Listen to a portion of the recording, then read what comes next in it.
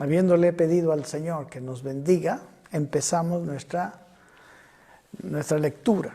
Así que abra su Biblia en el capítulo 14, como sabíamos, y vamos a empezar la lectura de por lo menos 3 pasajes. Dice así la Biblia en Lucas capítulo 14. Aconteció que un día de reposo, que habiendo entrado para comer en casa de un gobernante que era fariseo, estos le acechaban. Y he aquí delante de él un hombre hidrópico. Entonces Jesús habló a los intérpretes de la ley y a los fariseos diciendo: ¿es lícito sanar en el día de reposo? Mas ellos callaron, y él tomándole, le sanó y le despidió. Y dirigiéndose a ellos dijo: ¿quién de vosotros, si su asno o su buey cae en algún pozo, no lo sacará inmediatamente, aunque sea en día de reposo? Y no le podían replicar estas cosas. Observando cómo escogían los primeros asientos a la mesa, refirió a los convidados una parábola diciéndoles: cuando fueres convidado por alguno a bodas, no te sientes en el primer lugar, no sea que otro más distinguido que tú esté convidado por él. Y viniendo el que te convidó a ti y a él, te diga: da lugar a este, y entonces comiences con vergüenza a ocupar el último lugar.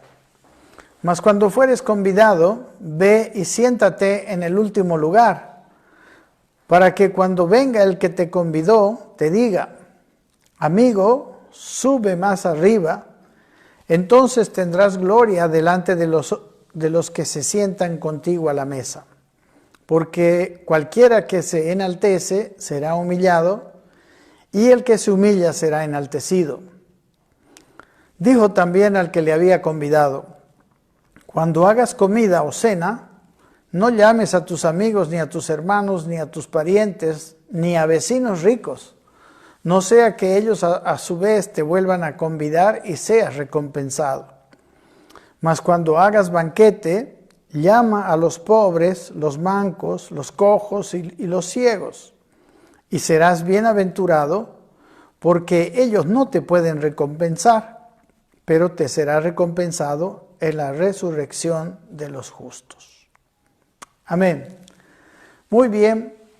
Entonces, este estudio de esta noche empieza con la sanidad de un hombre, ¿no?, hidrópico. Y bueno, como ya estamos acostumbrados, es en día de reposo. Dice en el primer versículo que un día de reposo, habiendo entrado para comer en casa de un gobernante que era fariseo, estos le acechaban, ¿no? Y luego él hizo una sanidad, ¿no? Tal como recuerdan el miércoles pasado, la clase pasada, él había dicho, ¿no?, en el versículo 32, que él echaba fuera demonios y hacía curaciones hoy y mañana, y al tercer día decía: termino mi obra. Entonces aquí estaba, seguía con su plan, ¿no? Él no se amedrentó y dejó de hacer la voluntad de Dios, ¿no?, a pesar de que, como saben, ellos le habían dicho que Herodes le quería matar. Entonces aquí vemos que aún el día de reposo y aún en la casa de un gobernante que le había invitado y que para más todavía era fariseo, estaba y hace esta sanidad de ese hombre hidrópico, ¿no?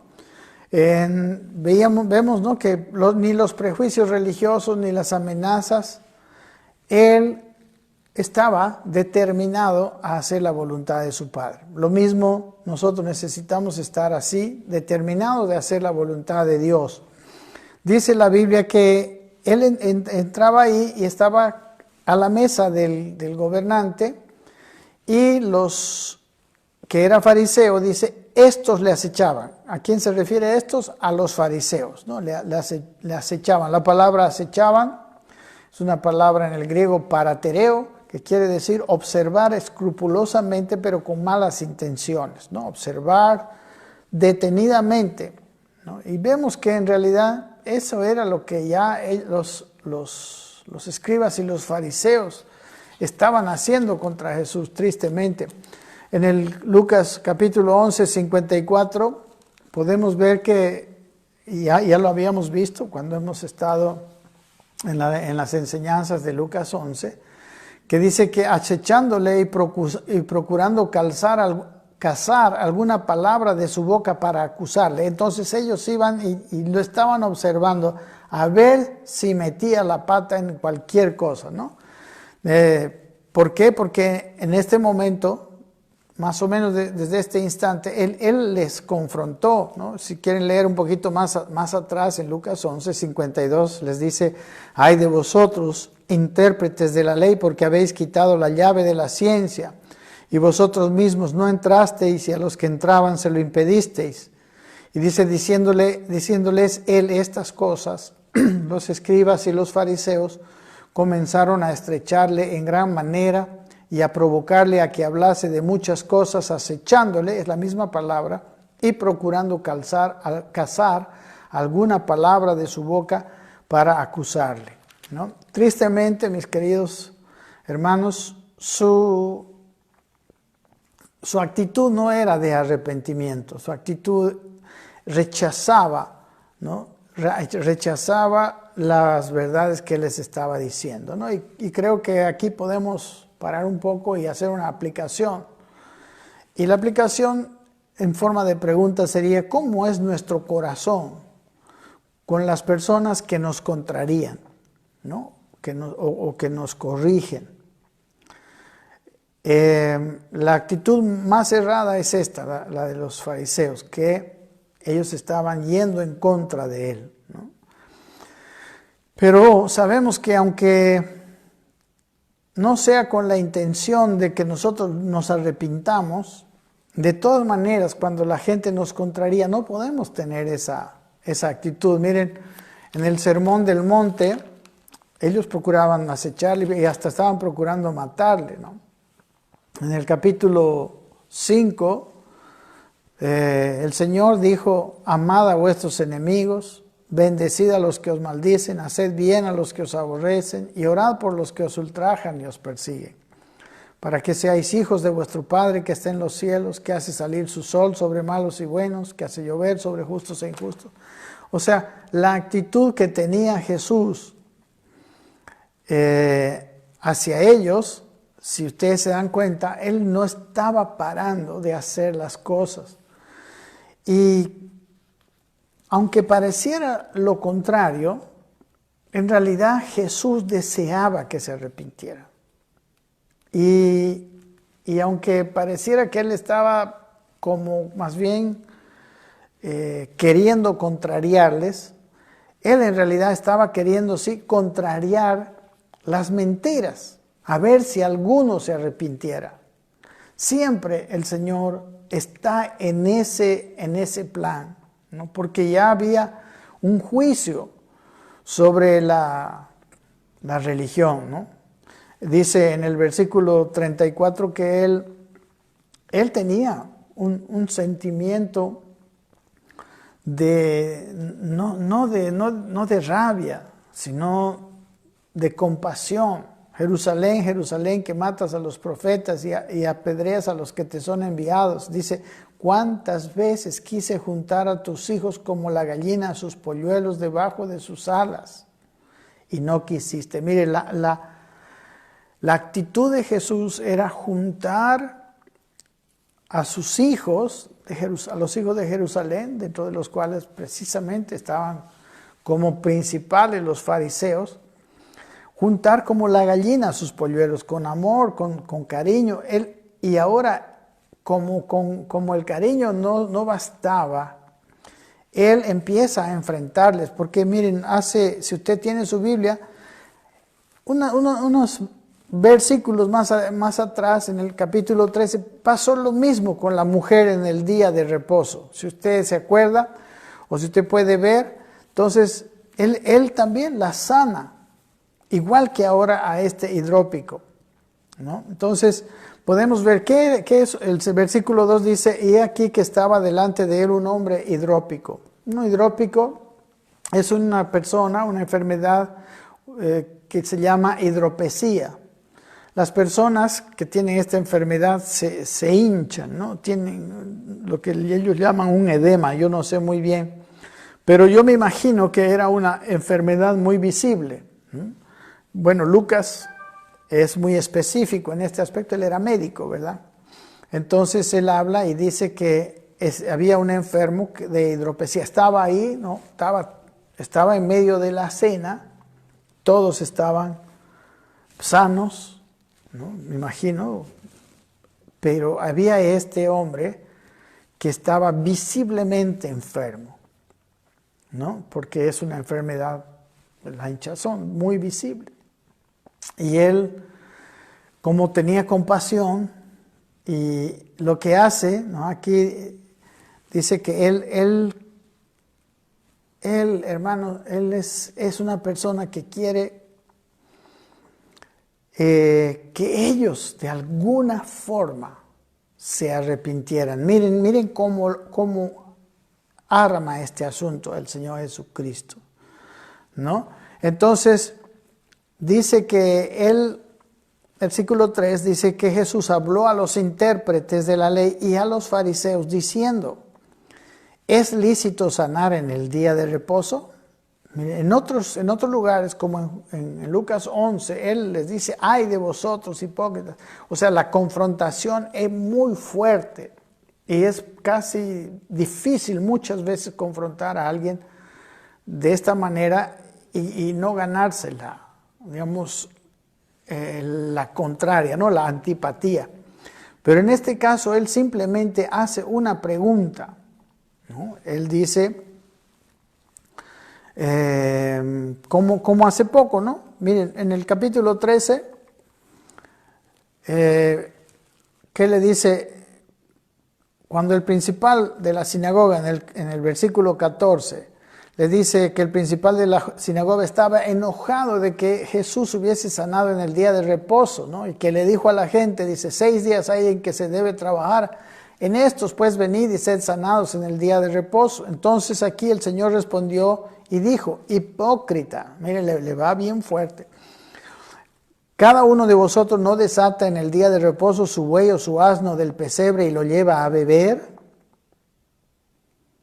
Y a esta hija de Abraham que Satanás había atado 18 años, ¿no se le debía desatar de esta ligadura en el día de reposo? ¿No? Él les dice, les confronta con su indiferencia, con su... Hermanos, ya la religión, el sistema religioso ya había sido juzgado, ya había sido decretado un juicio, ¿no? Lo vemos en los versículos poquito previos a este, ¿no? En el último versículo del capítulo anterior, 13, él les dice, he aquí vuestra casa os es dejada desierta, y os digo que no me veréis hasta que llegue el tiempo en que digáis, bendito el que viene en el nombre del Señor. Hablando de la destrucción del templo de Jerusalén. Pero había personas, había sacerdotes, ¿no? Escribas, fariseos que se salvarían. Entonces Jesús todavía estaba intentando salvar aunque sea algunos. Miren, en Hechos capítulo 6, por ejemplo, dice que después, ya cuando había muerto, resucitado y empezó la iglesia, en el capítulo 6, versículo 7, solamente una referencia, dice, y crecía la palabra del Señor y el número de los discípulos se multiplicaba grandemente en Jerusalén. Y dice, también muchos de los sacerdotes obedecían a la fe, ¿no? En ese tiempo, cuando estaba iniciando la iglesia, muchos sacerdotes, ¿no? Probablemente muchos de ellos escucharon. En este caso ya él no le dice hipócrita, él les hace una simple pregunta, ¿es necesario, es lícito sanar en días de reposo? ¿No? Sabemos que él se estaba ganando más enemigos también, ¿no? Y aunque él se ganaba más enemigos, él estaba yo creo, apostando porque alguno por lo menos se pueda convertir. Hay veces que nosotros, él confrontaba así, ¿no? Hay veces que nosotros no confrontamos por temor. A veces tenemos temor de confrontar a alguien para evitar digamos, su ira, ¿no? Aquí Jesús, él no temía, él seguía adelante porque sabía que si hacía la voluntad de Dios, nadie iba a ir en contra de él, ¿no? Por ejemplo, aquí en los versículos anteriores, Herodes le dicen que lo iba a matar, ¿no? Ellos dicen que Herodes lo iba a matar. Pero a veces nosotros no confrontamos a las personas por temor, otras veces porque pensamos que no nos van a escuchar, ¿no? Y muchas veces decimos en otro momento, ¿no? Cuando veamos, a veces no vemos a las personas con una disposición de escucharnos y de cambiar. Entonces decimos, bueno, yo voy a hablarle, pero en un momento en que esa persona esté más abierta a escuchar. Aquí en este caso, Jesús, mis hermanos, sabía que ya no tenía más tiempo, ya no tenía más oportunidades. Él estaba ya yendo a morir y no iba a pasar mucho tiempo hasta que llegara a la cruz, ¿no? Y no sé, se me ocurre una pregunta de aplicación. Si nosotros supiéramos que ya no tendríamos muchas más oportunidades y vemos a una persona y le tenemos que confrontar, ¿qué haríamos si supiéramos que quizás ya nunca más la vamos a ver o que nos vamos a ir como Jesús o no sé? Esa es una buena pregunta, ¿no? La pregunta era, ¿es lícito? ¿No? ¿Es lícito? Él está con una confrontación bastante... Siempre que se hace una pregunta, la pregunta es para hacer pensar, ¿no? Ahora les está haciendo pensar. Antes ya confrontó la religión bastante fuerte, pero ahora él continúa. Pero ahora de una manera de tipo pregunta. No, bueno, dice aquí que el versículo 4 dice que ellos callaron. Bueno, cuando uno calla es porque no tiene nada que decir o quizás está reflexionando, ¿no? Y bueno, a él no le interesó. Dice que callaron, pero él tomándole le sanó y le despidió, ¿no? En esa cena agarró, le sanó, le dijo, seguramente se le bajó la hinchazón, ¿no? Nos quedó normal y le despidió. Pero quedaron los fariseos, dice, y dirigiéndose a ellos, dijo, ¿quién de vosotros, si su asno o su buey cae en algún pozo, dice, no lo sacará inmediatamente, aunque sea en día de reposo? Amén. O sea, sigue la comparación. Igual recuerden que en el capítulo anterior, a esta hija de Abraham, ¿acaso no había que desatarla después de que Satanás le había atado 18 años? Y aquí le dice, si su buey o su asno cae en un pozo, ¿no lo sacarían inmediatamente, aunque sea día de reposo? Y nosotros sabemos cuál es la respuesta, ¿no? Y aquí era un hombre, era un hidrópico cuyo padecimiento estaba alumbrando como un foco, ¿no? Todos estaban bien, pero él estaba hinchado. Realmente no sé exactamente cuánto la hinchazón, pero estoy seguro que era muy notorio. Pero ellos preferían que no lo sanara, para que no, podemos decir, entre comillas, profanara el día de reposo. Pero dice el versículo 6 que no le podían replicar estas cosas. Porque a pesar de que ellos eran tan cumplidores de la ley, cuando se trata que sus propios intereses se ven comprometidos, si es que esto era así, entonces ellos eran muy capaces de hacer una pequeña excepción. Porque claro, el buey, el asno era suyo. Pero qué falta de misericordia, ¿no? Imagínense que se pongan ellos en el lugar de este pobre hombre. Y gracias a Dios Jesús es así, ¿no? Y lo sanó. Y dice, no le podrían replicar. En este momento, la forma de confrontar fue una forma bien clara. Ellos no pudieron decir que no era verdad lo que estaba diciendo Jesús.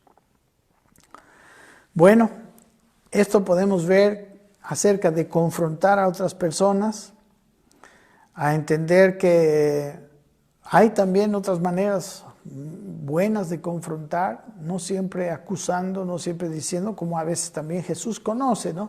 Él tiene un entendimiento de cómo está el corazón de los hombres, ¿no? Cómo está nuestro corazón. Entonces nosotros necesitamos, ¿no?, siempre la guianza de Dios y el amor de Dios, ¿no? El amor ayuda, el amor abre los corazones. Yo no puedo confrontar, normalmente nosotros confrontamos cuando ya lo que hizo el otro me dañó, ¿no? Mientras no me toque, no hay problema. Pero cuando yo le amo a la otra persona, no me interesa tanto si toca mis intereses, me interesa mucho la vida de esa persona, ¿no? Entonces Jesús les amaba, a pesar de, como habíamos dicho, que la religión que Dios había juzgado ya. Bien, vamos al siguiente pasaje muy interesante. Yo le puse como título la parábola o enseñanza acerca de la conveniencia de la humildad. Ustedes saben que en esta parábola él habla de cómo es conveniente la humildad. Siempre el orgullo es algo muy malo, muy horrible. Siempre le lleva a la persona a cometer grandes equivocaciones, ¿no?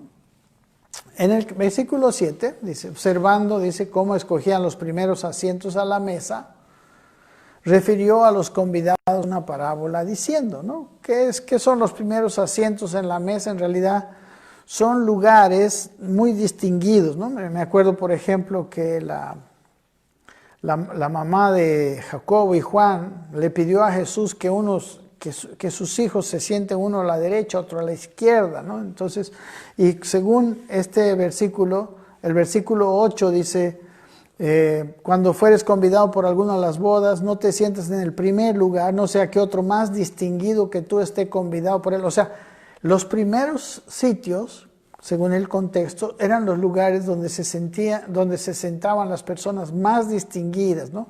Más apreciadas por el anfitrión, ¿no? Entonces aquí dice que viendo esa actitud de que ellos se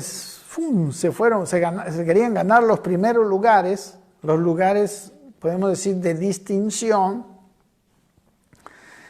dice aquí, él les refirió una parábola, ¿no? Antes estaba enseñando por preguntas, ahora estará enseñando por una parábola. Y esta es la parábola.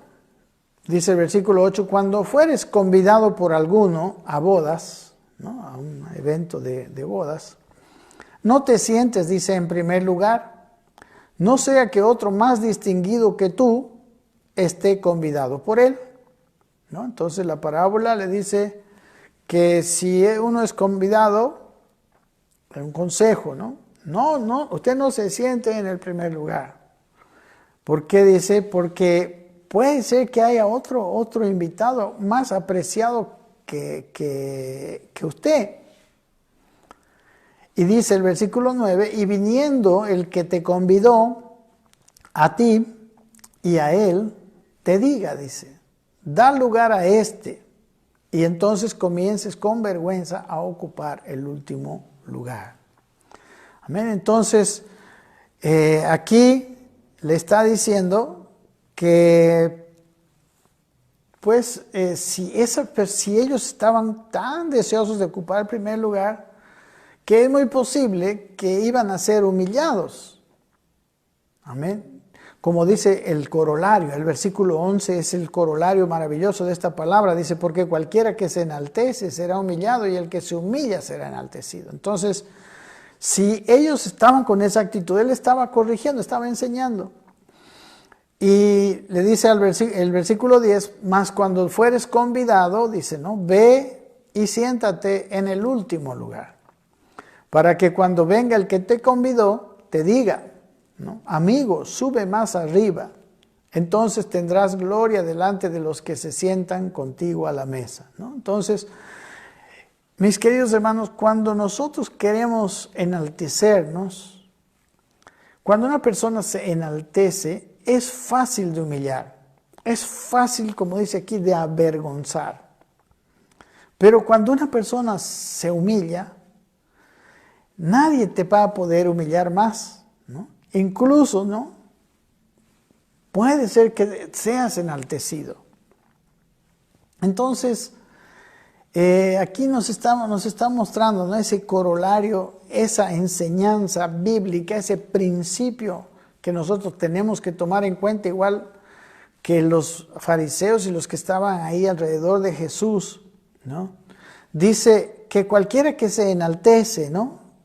Será humillado. El orgullo será, te traerá humillación, pero la humildad te traerá enaltecimiento. Él mismo dice que él mira al altivo, dice, lo mira de lejos, ¿no? Pero al humilde él lo exalta.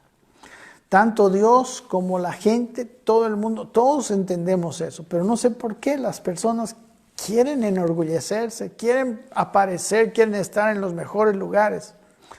Yo sé qué pasa, es que los corazones a veces están necesitados. Dentro del corazón del hombre hay esa necesidad, las 3A, ¿no? La triple A, de amor, aprobación y aceptación.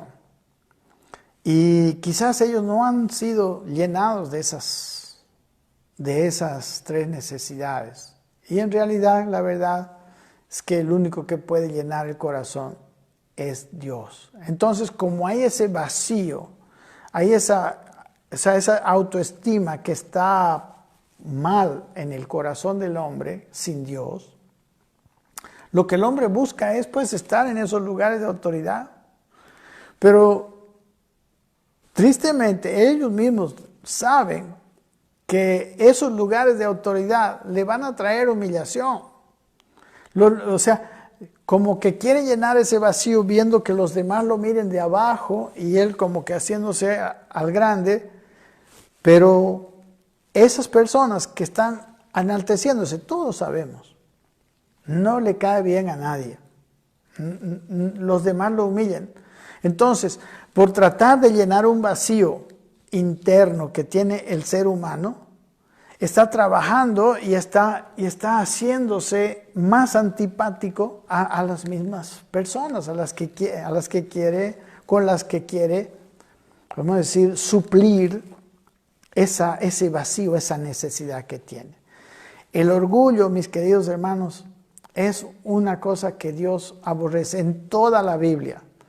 El orgullo es algo del cual nosotros debemos de alejarnos, porque el orgullo mismo nos aleja de Dios. El orgullo mismo es aquel que impide la fe, porque la fe en Dios tiene que empezar entendiendo que Dios es más sabio que yo. El orgullo me hace ver, me hace creer o no sé, suponer que yo soy más inteligente que Dios.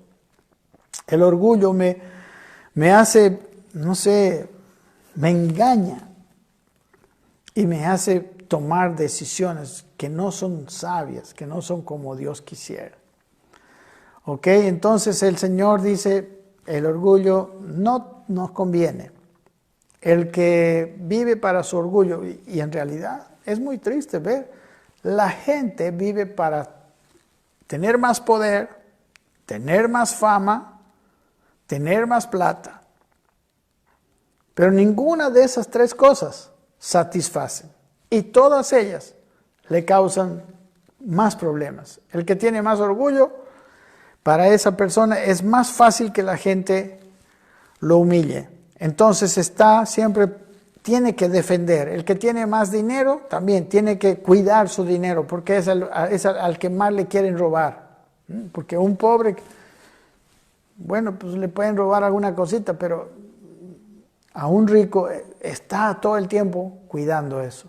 Y su buen nombre, su buena fama, también es muy fácil de perder el buen nombre y la buena fama.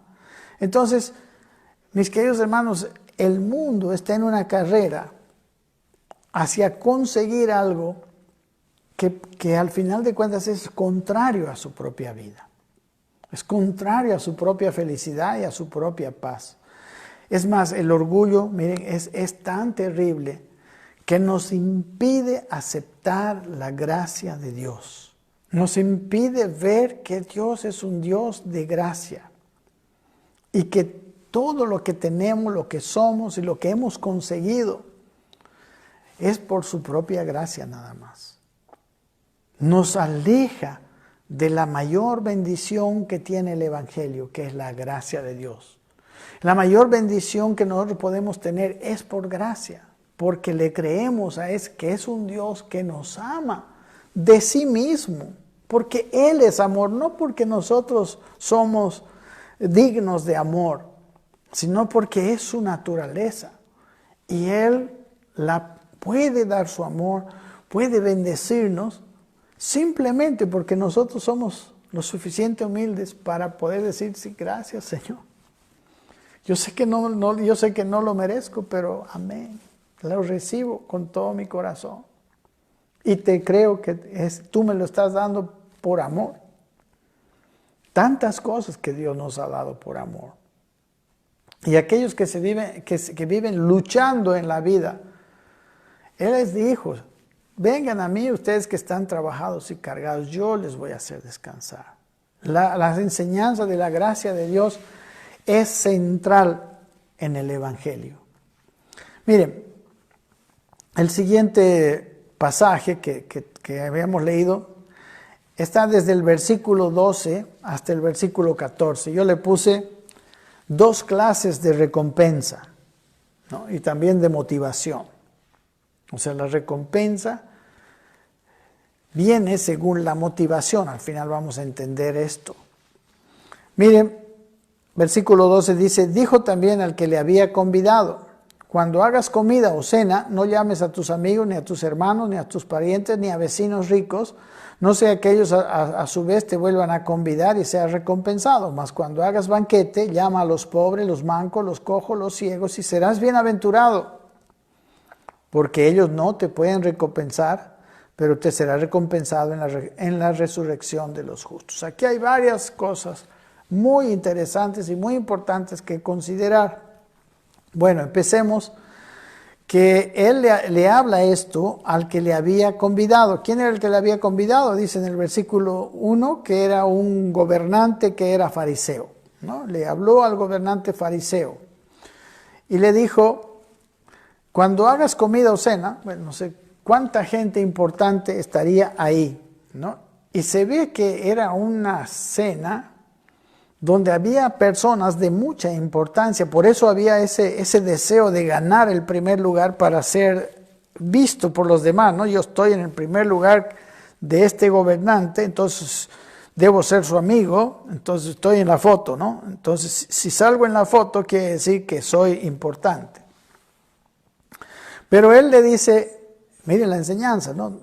No invites ni a tus amigos, ni a tus hermanos, ni a tus parientes, ni a tus vecinos ricos.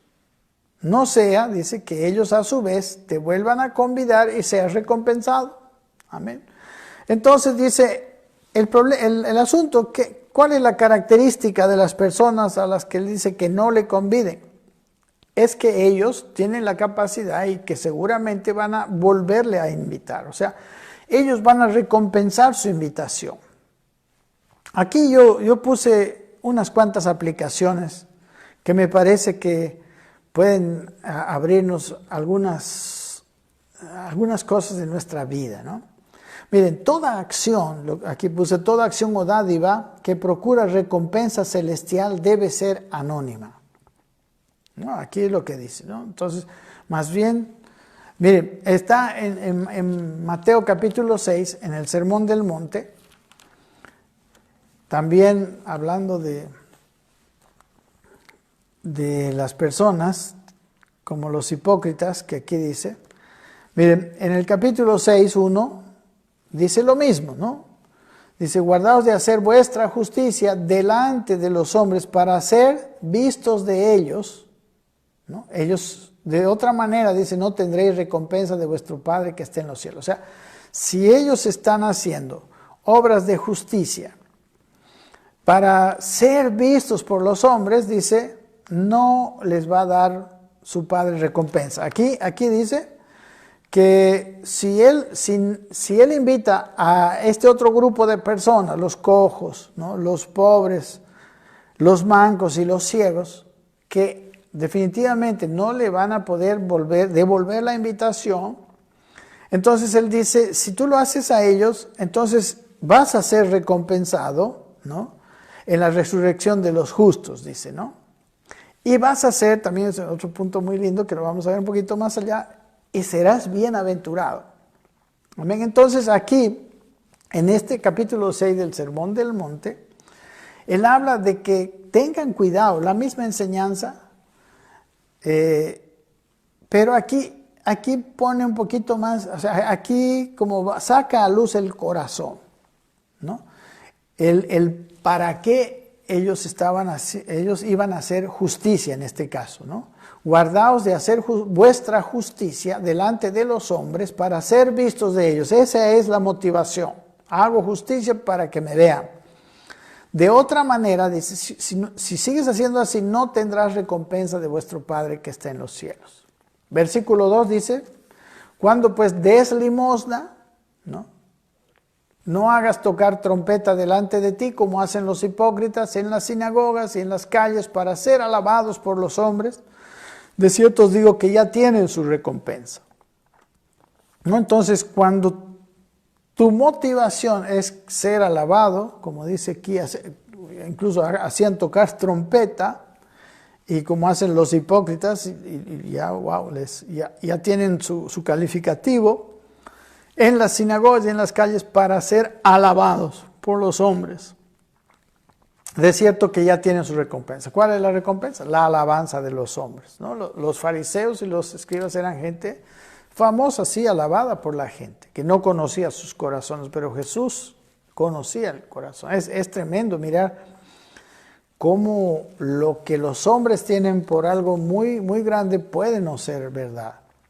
Y versículo 3 dice, mas tú, dice, estamos en Mateo 6, cuando des limosna, mas cuando tú des limosna, no sepa tu izquierda lo que hace tu derecha, para que tu limosna sea en secreto y tu Padre que ve en lo secreto te recompensará en público. Por eso digo que lo que hacemos para obtener recompensa celestial. Primero, una de las cosas que es real es que todas nuestras acciones tienen recompensa.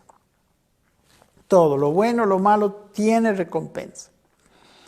Pero en este caso, miren, la motivación y la motivación tiene que ver con el tipo de recompensa. Si la motivación es que los hombres lo vean y la alabanza venga de los hombres, la recompensa va a ser terrenal, no va a ser natural. Lo mismo la oración, dice el versículo 5 en Mateo 6, cuando ores no seas como los hipócritas, porque ellos aman orar en pie en las sinagogas y en las esquinas de las calles, otra vez, para ser vistos de los hombres. De cierto os digo que ya tienen su recompensa. Mas tú cuando ores, entra en tu aposento y cerrada la puerta, ora a tu Padre que está en secreto, y tu Padre que ve en lo secreto te recompensará en público, ¿no? Entonces, vemos que las acciones que tienen recompensa de Dios son las acciones que hacemos delante de Dios. Lo que nos interesa no es si nos ve la gente o si no nos ve la gente. Incluso habla de cerrar la puerta, ¿no? Para que no tenga la tentación de hacerlo, ¿no? Para que, no sé, con la motivación de ser visto, ¿no? Entonces dice, si tú lo haces para Dios, de Dios recibirás la recompensa. Incluso el ayuno, ¿no? Es lo mismo. En el versículo 16 dice, cuando ayunes no seáis austeros, como los hipócritas, porque ellos demudan sus rostros para mostrar a los hombres que ayunan, ¿no? Están ahí todos flacos. Os digo, dice, que ya tienen su recompensa. Pero tú, cuando ayunes, unge tu cabeza y lava tu rostro, para no mostrar a los hombres que ayunas, sino a tu Padre que está en secreto, y tu Padre que ve en lo secreto te recompensará en público. Amén. Miren, aquí está muy claro. Si yo hago cosas para que me vean los hombres, de los hombres recibiré recompensa. Pero si yo quiero una recompensa celestial, por eso digo yo, mi recompensa debe ser anónima, o por lo menos debe ser con una motivación.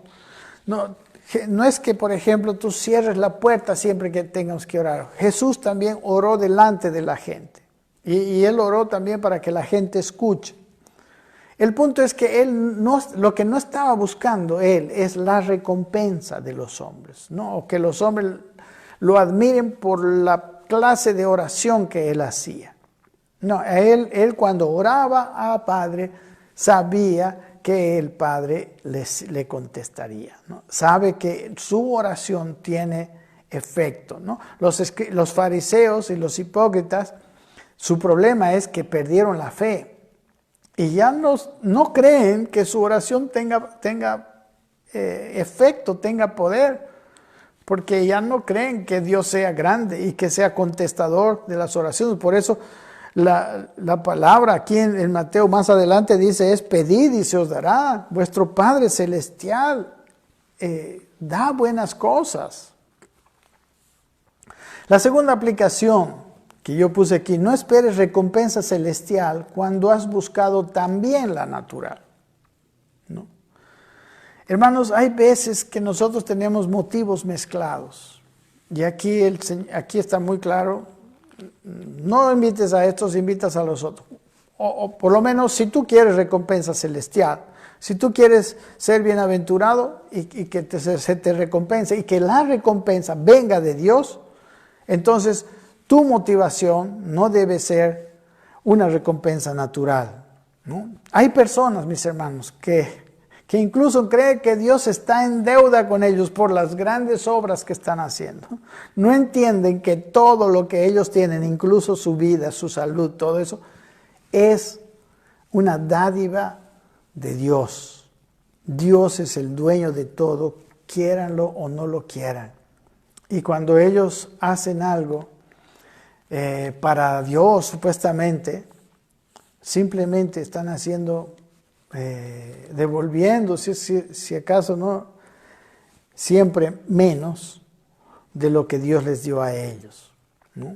Luego se enojan cuando Dios no responde sus oraciones, ¿no? Cuando Dios no puede responder a sus buenas obras, a sus dádivas, que muchas veces no tuvieron el propósito de agradar a Dios, el propósito de que Dios los recompense, porque ellos muchas veces eso lo hacen en público y lo publican para que los demás lo sepan.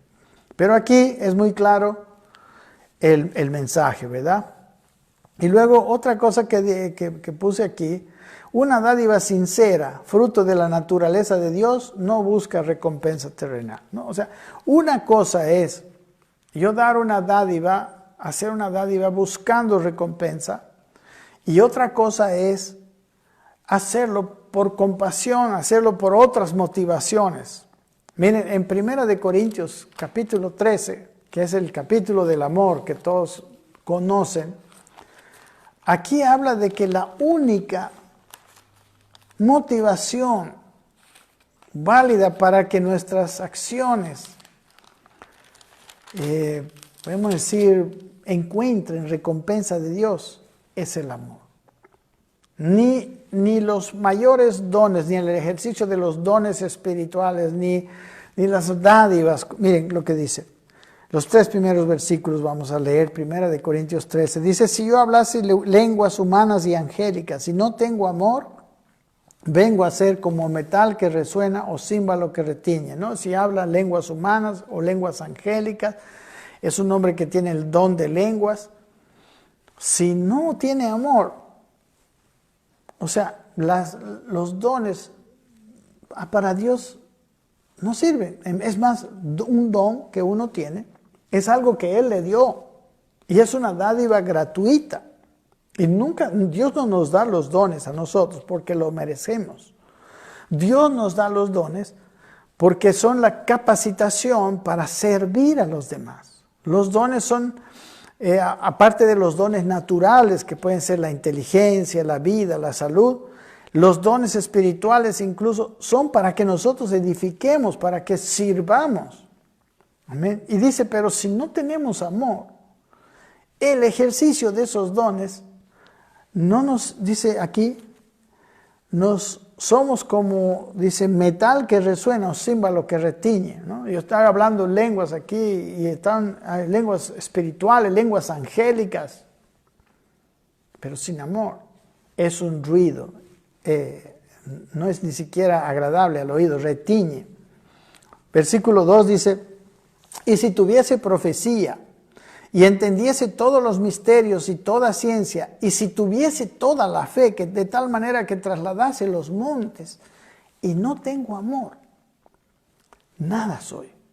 ¿No? Imagínense un hombre que habla la palabra certera, la palabra profética, una fe de tal manera que traslada los montes, pues, ¿no? Y toda la ciencia, todo el conocimiento, un hombre lleno de conocimiento, pero sin amor, esa persona nada es, dice. Versículo 3 dice, y si repartiese todos mis bienes para dar de comer a los pobres, y si entregase mi cuerpo para ser quemado, y no tengo amor, de nada me sirve. Ni las dádivas, ni aun el sacrificio personal, sin amor. ¿Qué quiere decir todas esas cosas sin amor y por amor? Sin amor quiere decir por otras motivaciones. Y por amor quiere decir, el amor es la búsqueda del mayor bien del prójimo. Amor es eso, el buscar el mayor bien de mi prójimo. Y si todo esto es hecho en ese sentido, funciona, está bien, ¿no? Tendrá, como aquí dice, recompensa, ¿no? Me hará una persona bienaventurada. Amén. Ahora, no quiere decir, como les digo, igual que la oración, no quiere decir que cada vez tenemos que encerrarnos en nuestro cuarto para orar. Tampoco quiere decir que no podemos bendecir a nuestros parientes, a nuestros amigos, a nuestros vecinos, sean ricos, sean pobres. El punto, mis hermanos, hay que verlo claramente a la luz de toda la Escritura, es la motivación de nuestro corazón. Pensando, bueno, nosotros somos los que no nos tenemos que engañar. Si hacemos una inversión de invitación natural, la recompensa va a ser natural. ¿Está bien? Sí, o sea, así podemos hacer los negocios, podemos hacer algunas cosas. Pero lo que sí es un gran engaño es pensar que yo por invitar, por dar a muchas personas, ¿no? Pero siempre tratando de que sea mirado, que sea yo visto y que ese mirar que tienen los demás me hagan delante de ellos una persona generosa, no me construyan una imagen de una persona buena. Pensar que eso Dios lo va a recompensar, eso es un engaño. Amén, eso es un engaño. Más bien dice, si tú, versículo 13, cuando hagas banquete, ¿no? Cuando yo haga una fiesta, dice, llama a los pobres, a los mancos, a los cojos y a los ciegos, ¿no? En realidad, cualquier persona, diría yo, que no te puede recompensar, ¿no? Y también esto te garantiza de que tu dádiva es hecha por amor. ¿Qué otra razón pudieras tener tú para invitar a alguien a una cosa sino de bendecirle, ¿no? A una cena, de hacerle bien? Amén.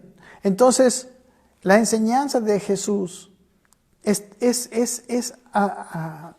estamos sacando a luz las cosas que hay en nuestro corazón.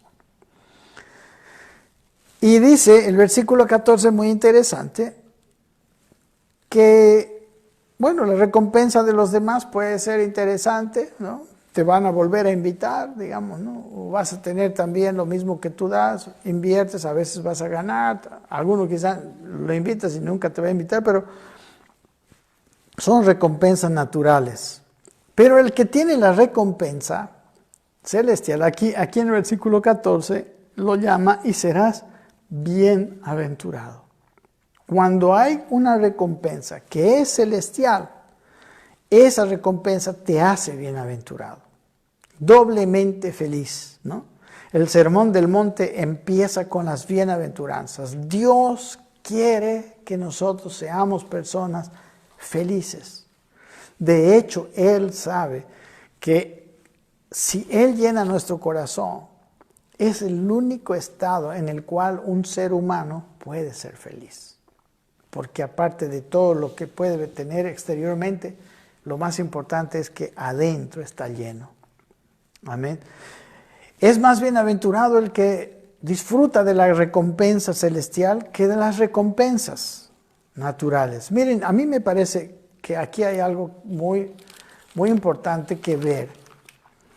Veíamos hace un momento en el capítulo 6 de Mateo que los hipócritas supuestamente hacían desde hacer justicia, dar dinero, limosna a los pobres, orar, ayunar, lo hacían con con la motivación terrenal. Pero mire, al finalizar esta parte, en el versículo siguiente, amén, terminábamos el versículo 18 cuando habla de no ayunar para que los hombres vean, sino para que Dios vea, dice, para no mostrar a los hombres que ayunan, sino a tu Padre que está en secreto, para que tu Padre que ve en lo secreto te recompense en público. El ayuno te va a traer una recompensa en público si lo haces para Dios, si lo haces con fe. Por eso en el versículo 19 al 21 dice lo siguiente: no os hagáis tesoros en la tierra, donde la polilla y el orín corrompen, donde ladrones minan y hurtan, sino haceos tesoros en el cielo, donde ni la polilla ni el orín corrompen, donde ladrones no miran ni hurtan, porque donde esté vuestro tesoro estará también allí vuestro corazón. Mire, aquí hay una diferencia muy importante, hablando de esta bienaventuranza de aquel que hace las cosas esperando solo recompensa celestial. Dice que las cosas de esta tierra, los tesoros que hacemos en esta tierra, en realidad en nuestro contexto el tesoro sería pues la buena fama, la buena voluntad que se gana, ¿no? Pues si alguien me invita, pues yo le debo una invitación, ¿no? Esa es la recompensa, digamos las cosas, dice los tesoros en la tierra. Si no, dice, pero tiene un problema el tesoro en la tierra, ¿no? Que el orín corrompe, ladrones minan, o sea, son perecederos. Van a terminar, pero en los tesoros en el cielo, en lo bienaventurado, una de las bienaventuranzas de esos tesoros en los cielos, de la recompensa de nuestro Padre, es que dice, no hay polilla, no hay orín, no hay ladrones. O sea, esos tesoros son permanentes, ¿no? Son tesoros que perduran y que no tienes que cuidarlos. Como les digo, a esa persona a la que tú invitaste, ¿no? Él está en deuda contigo, entonces tú ya sabes, la próxima vez yo voy a ir a comer a su casa porque él me va a invitar. Pero imagínate, hay cualquier problema personal, se fue tu tesoro, ¿no? Tu invitado al que tú lo llevaste ahí, no sé, se pelearon por alguna razón, ya no te va a volver a invitar, se acabó tu tesoro. El buen nombre que alguien se hace, solo falta una lengua de esas mentirosas que ponga una cizaña, se te va tu buen nombre, o cualquier error que tú cometas y que te vean, se va eso. Toda recompensa, todo tesoro en la tierra es perecedero, ¿no? Y pone tu corazón en la tierra.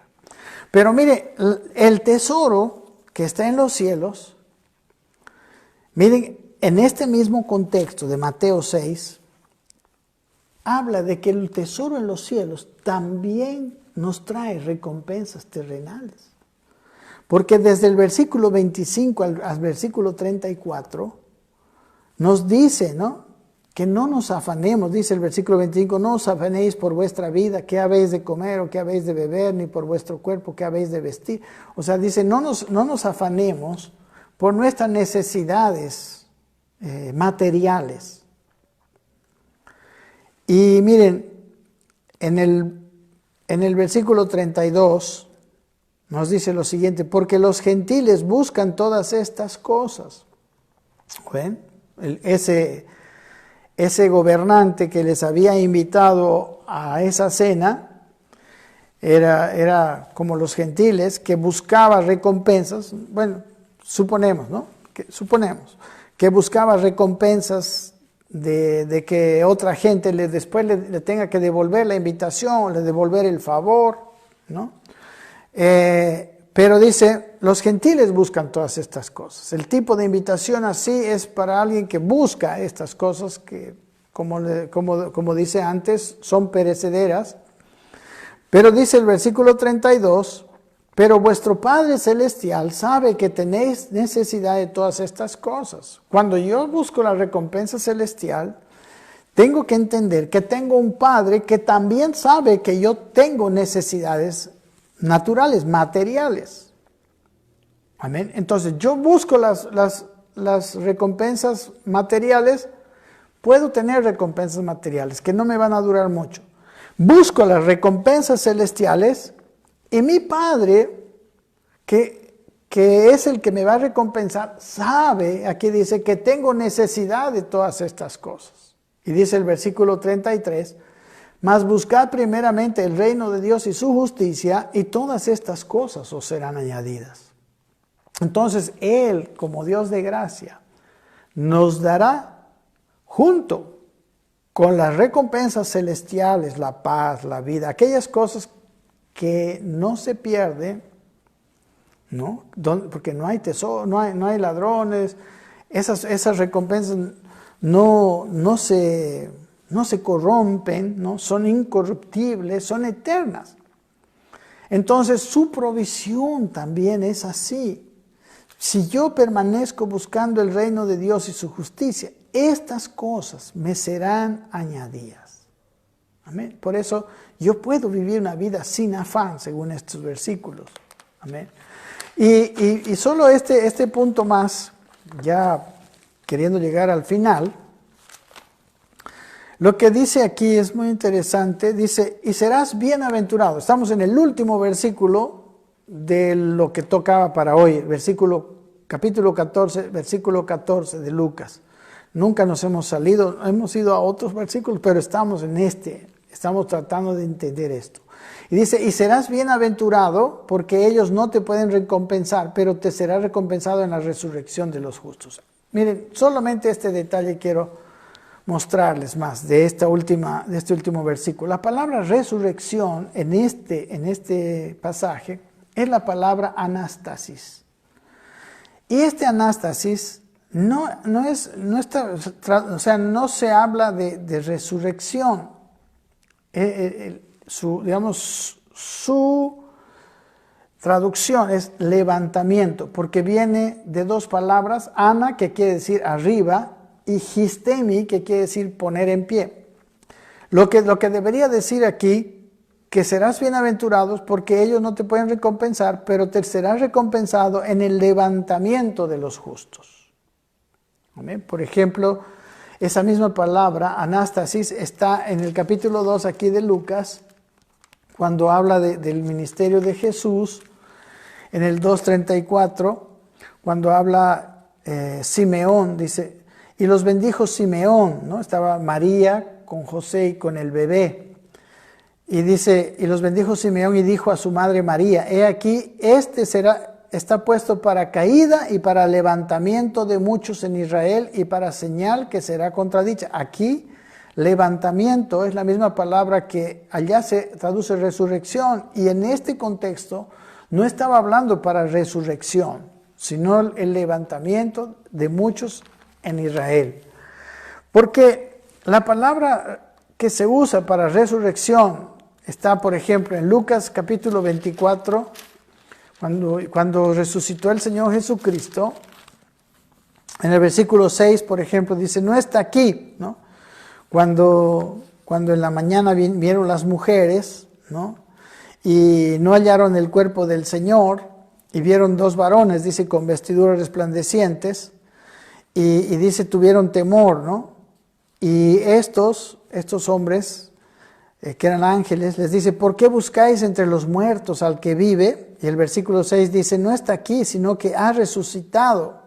Acordaos de los que os habló cuando aún estaba en Galilea. La palabra resucitado en este versículo es la palabra egeiro. No es la palabra anástasis que se ve en este otro de Lucas. Egeiro, que quiere decir realmente resucitar, despertar, hacer acopio de las facultades. ¿No? Igual el mismo versículo 34, cuando volvieron a Jerusalén, después de haber estado con Jesús en el camino a Emaús, ¿no? Después de haberlo visto y que recién les fue revelado que era Él, dice el versículo 33 que levantándose en la misma hora volvieron a Jerusalén y hallaron a los 11 reunidos y a los que estaban con ellos, que decían, ha resucitado el Señor verdaderamente y ha aparecido a Simón. Y esta palabra resucitar es la misma palabra egeiro, no es anástasis. Entonces yo no quiero decir que la recompensa que nosotros vamos a tener no afectará al destino eterno, porque sí es una recompensa que no se corrompe, o sea, que también es eterna. Pero sí quiero decir que es mejor traducir la palabra en el levantamiento de los justos. Amén. Entonces, es ahí, o sea, y como vemos en Lucas capítulo 6, incluye las necesidades naturales, o sea, hay recompensas naturales. Entonces, para terminar, la recompensa de Dios, cuando nosotros hacemos las cosas para Dios, con un corazón puro de hacer las cosas para Dios, es más, si es posible, fruto, ¿no? de la nueva naturaleza que nosotros hacemos por misericordia, por obediencia, siempre buscando la recompensa y la aprobación de Dios y no tanto la de los hombres, en realidad no la de los hombres.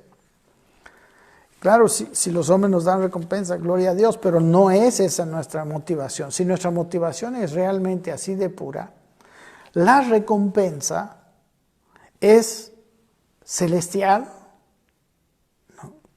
Que tiene que ver con nuestra paz, el gozo, ¿no? La alegría de haber agradado a Dios. Y también la recompensa es también natural. Amén. Entonces, me parece muy interesante estas enseñanzas que tenemos aquí sobre qué recompensa buscar, sobre la humildad, ¿no? Y creo que nos va a ser de mucha bendición mirarlo y entenderlo en nuestro corazón. Y estoy seguro que más aún, mirando los pasajes que vienen hacia adelante, ¿no? Que vamos a mirar cuán importantes son estas enseñanzas, que aquí parecen como aisladas, pero no están aisladas, están conectadas con todo esto. Amén. Así que no busquemos hacernos grandes a los ojos de la gente. No hagamos las cosas. Bueno, si tú haces las cosas para los hombres, que no nos engañemos queriendo buscar recompensas celestiales, ¿no? Las recompensas celestiales es cuando nosotros tenemos una motivación de agradar a Dios y una motivación interior que nada tiene que ver con la recompensa, con la mirada de los demás, con la fama o con que me devuelvan algo. ¿Ok? Entonces, estas dos cosas necesitamos en esta semana. Yo les animo a confrontar su propio corazón, si ustedes lo creen. Llegando a este punto, me parece prudente recordar estudios de capítulos anteriores. Por ejemplo, un contraste que había muy interesante entre el rico insensato y el siervo fiel y prudente. Y lo que quiero que recordemos y que nos pongamos en contexto es que nosotros no somos propietarios, nosotros somos mayordomos. Y si algo hemos tenido de parte del Señor, eso que tenemos de parte de Él ha sido dado por pura gracia, ¿no? Si nacimos en una cuna donde tuvimos una herencia, si tuvimos la oportunidad de tener mayor inteligencia, habilidades de hacer negocios, etc., todo eso es algo que tuvimos como un don de Dios, así como la misma vida, el mismo tiempo, etcétera, etcétera. Dios va a pedirnos cuentas de lo que nosotros hacemos con todos esos recursos con los que Él nos dotó al haber nacido. ¿Okay? Ese punto más es bien importante a la hora de considerar lo que estamos haciendo con nuestra vida. Muchas gracias.